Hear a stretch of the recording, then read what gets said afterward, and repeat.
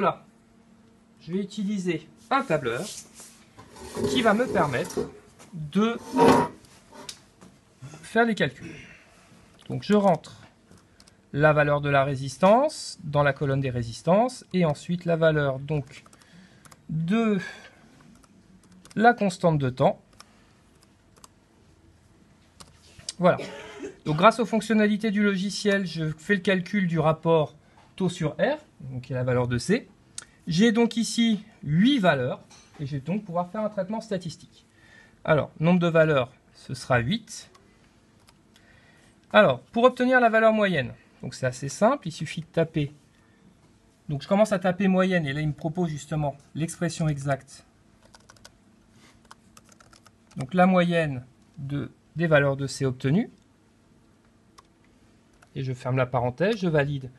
Et donc l'ordinateur me trouve une valeur moyenne de 1,02910-7 farad. J'ai un ordre de grandeur qui correspond à la valeur affichée par sur le condensateur. Pour l'écart type, même chose. Donc on commence par la formule égale. Donc c'est un écart type qu'on cherche. Il me propose assez rapidement la formulation exacte. Donc c'est écart type avec un seul T. Donc là pareil, écart type des valeurs de C. Je ferme la parenthèse, je valide. Là aussi, il me propose un écart type. L'incertitude sur C, donc je vais la prendre à 95%. Le coefficient de student à 95% pour 8 valeurs, il vaut 2,37. Donc je vais pouvoir utiliser les fonctionnalités à nouveau du logiciel pour pouvoir calculer donc K fois sigma, K fois l'écart type.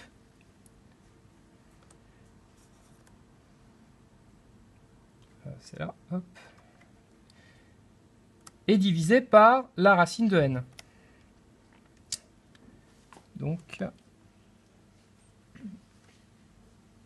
ici. Alors, avantage de n'utiliser que les cellules, c'est que,